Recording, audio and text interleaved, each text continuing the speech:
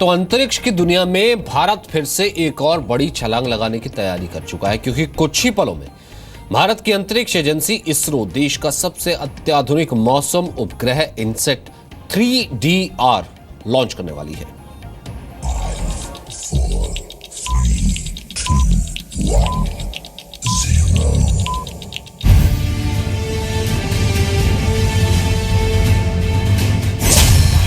ये तैयारी है अंतरिक्ष में भारत की क्रांति की।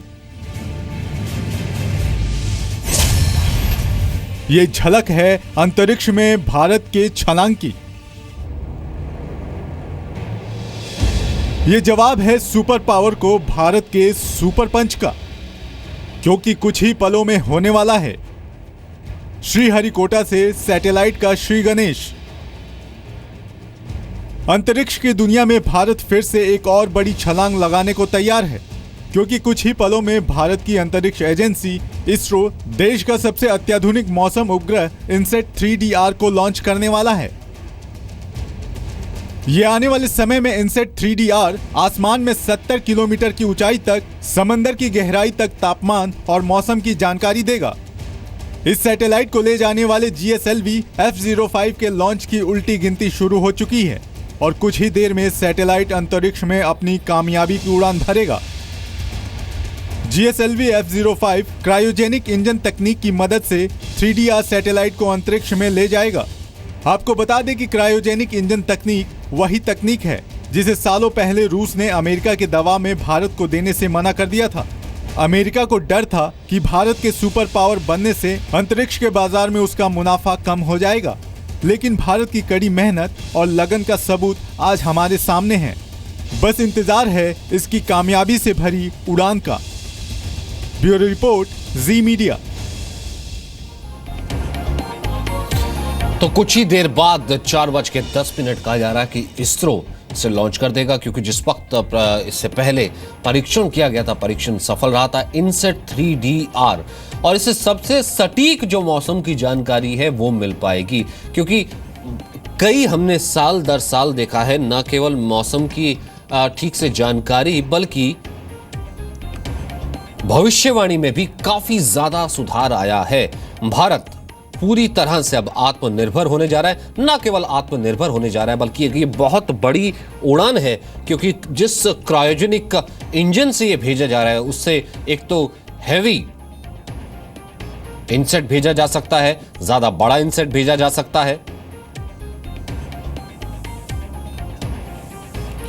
70 किलोमीटर की ऊंचाई तक तापमान की जानकारी ये देगा और 15 किलोमीटर की ऊंचाई तक नमी की जानकारी, यानी कितनी आर्द्रता है उसकी जानकारी भी मिल जाएगी। इनसेट 3DR कुछ देर में लॉन्च होगा।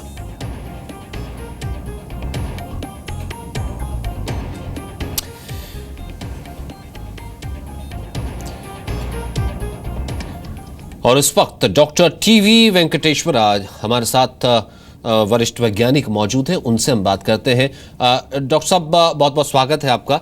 3DR का एक तो ये लॉन्च होना, एक आम आदमी आपसे समझना ये चाहेगा कि उसे किस तरीके से इसे लाभ मिलेगा, क्या कुछ इससे चेंजेस हो जाएंगे, कितना ये इंपॉर्टेंट है। और सेकंड सर, जिस टेक्निक से ये लॉन्च किया जा रहा है, क्रायोजेनिक इंजन की टेक्निक से, उसकी कितनी इंपॉर्टेंस है? हम इसमें एक्चुअली देखा तो 3 तरीके से हमको लाभ है। एक है इस तरीके से सैटेलाइट्स, इसके पहले हम वेदर सैटेलाइट लॉन्च किया है, बट वो इंडिया के अपनी आप यान से हम नहीं भेजा। एक्चुअली एक एरियन करके एक और रॉकेट लेके उनको हम मनी दे के उनको पेमेंट करके हम भेजा है। बट इधर we are sending our own satellite through our own launch vehicle to a geostationary orbit, which is a very important mile step. That is, I think, a very important point that we should note. Second है, ये indigenously built cryogenic stage है, that is the third stage. Until now, almost all the successful launches that हम किया है, वो सब Russia का cryogenic rocket use करके हम किया है। अभी पहली बार operationally, I mean इसके बाद test flight हम किया है, but operationally ये satellite will be placed in orbit through a cryogenic engine built by India indigenously, which is, I think, a very important step. Third, this is a very advanced version of a weather satellite, which will provide us with much more detailed information about the weather and also global warming.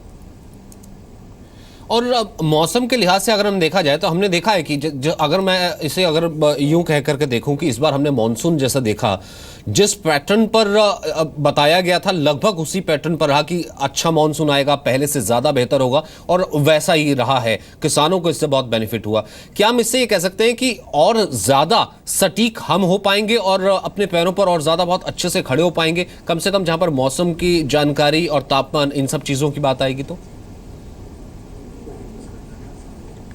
हाँ जी, ये बहुत महत्वपूर्ण चीज़ है। But actually हम मौसम के बारे में बात कर रहा तो हम तीन चीज़ों का अलग अलग तरीके से बात कर रहे हैं, तीनों को हम कंफ्यूज मत नहीं करना है साइंटिफिकली स्पीकिंग। एक है शॉर्ट टर्म वेदर, लाइक आज क्लाउड कवर है, आज रेन होने के लिए संभावना है, ये एक चीज़ है, which means short term prediction. दूसरा है मीडियम रेंज प्रेडिक्शन, मतलब नेक्स्ट 2 वीक्स में, नेक्स्ट 3 वीक्स में, नेक्स्ट महीना में, ये शॉर्ट टर्म प्रेडिक्शन है। थर्ड है लॉन्ग टर्म प्रेडिक्शन, मतलब इस बार मॉनसून अच्छा होगा बुरा होगा, ये वाला अलग चीज है। ये तीनों अलग अलग चीज है। इस यार्न यूज करके हम पहली चीज that is short term prediction बहुत अच्छा कर सकता है, बिकॉज हमको अच्छा डेटा मिलेगा। But then even the long term one, because we are getting more precise data, हम बहुत अच्छी तरीके से उसके लिए अलगारिदम बनने के लिए यूज़ होगा। हमारा रिसर्चर्स के लिए ये एक बहुत टूल होगा। और अब डॉक्टर साहब इसमें एक और चीज़ भी इंपॉर्टेंट हो जाती है, अब इसका अगर इसका कमर्शियल एंगल देखा जाए, क्योंकि जो स्पेस है, स्पेस को लेकर के या फिर जब सैटेलाइट जो छोड़े जाते हैं, भेजे जाते हैं, उसका एक बहुत बड़ा कारोबार है, जिस बिलियन ट्रिलियन डॉलर्स का, जिसमें अब तक अमूमन अमेरिका ही आगे रहता था और वहीं के हम इंजन्स और वहीं के हैंडलर्स हम यूज़ करते थे। लेकिन अब क्या ये माना जाए कि कमर्शियली भारत इस पूरे बिजनेस में आगे बढ़ रहा है, और इसे देखते कैसे आप? या वेरी इंटरेस्टिंग पॉइंट। एक्चुअली आप स्पेस कॉमर्स के बारे में आप बात कर रहा तो स्पेस कॉमर्स में दो बड़ा चीज़ है, एक है लो एर्थ ऑर्बिट, दूसरा है ये जियो स्टेशनरी ऑर्बिट। ये अलग अलग मार्केट है, इसके लिए आप अलग अलग आपको टेक्निक चाहिए। ये सोच लो दैट आप घर शिफ्ट कर रहा है, आपके लिए एक छोटा लेट्स से छोटा ट्रक चाहिए, but assume that you are transporting coal. वो छोटा ट्रक से आप कोल ट्रांसपोर्ट नहीं कर सकता है ना, सो आपके लिए बड़ा बड़ा ट्रक्स चाहिए, नहीं तो एक पूरी पूरी ट्रेन चाहिए। सो ये दो अलग अलग चीज़ है। So if you are talking about the low earth orbit, I think with PSLV, India is making a mark commercially in the low earth orbit sector very very clearly. Even if you are going to look at the next launch, इसके बाद होने वाला launch में एक Algeria का satellite and दो छोटा satellite, that is बाहर का सैटेलाइट, हम कमर्शियली लॉन्च कर रहा है ना। एंड वेरी सून 68 सैटेलाइट्स एक ही बार इसरो लॉन्च करने के लिए एक उद्देश्य में भी है, वो सब लो अर्थ ऑर्बिट में है। But low Earth orbit is of one kind, I mean, that is only one kind of a sector, like, house shifting. But then, if you are going to look at huge satellites, satellites weighing 3 tons, 4 tons, 6 tons, they are all in geostationary. उसके लिए हम next level of technology change, that is GSLV Mark 3 के लिए हम wait करना पड़ेगा। But still हम ये कम से कम कह सकते हैं कि बिगिनिंग बहुत अच्छी है, और जिस तरीके से प्रयास चल रहा है और जिस तरीके से हम ये लॉन्च लगातार कर रहे हैं और जिस कॉस्ट में लॉन्च कर रहे हैं, ये भी बहुत ज़्यादा इंपॉर्टेंट हो जाता है हमारा जैसे एक डेवलपिंग नेशन के लिए, वो कितना इंपॉर्टेंट है। बहुत बहुत शुक्रिया सर इसके तमाम एस्पेक्ट्स हमको समझाने के लिए और ये चीज़ें आम आदमी तक पहुँचाने के लिए। और एक अपडेट हम आपको दे दें, 4:10 पर पहले इसका प्रक्षेपण किया जाना था, लेकिन इस वक्त तक कुछ टेक्निकल रीजन से, तकनीकी कारणों से जो खबर आ रही है वो आ रही है नया वक्त 4:50 का।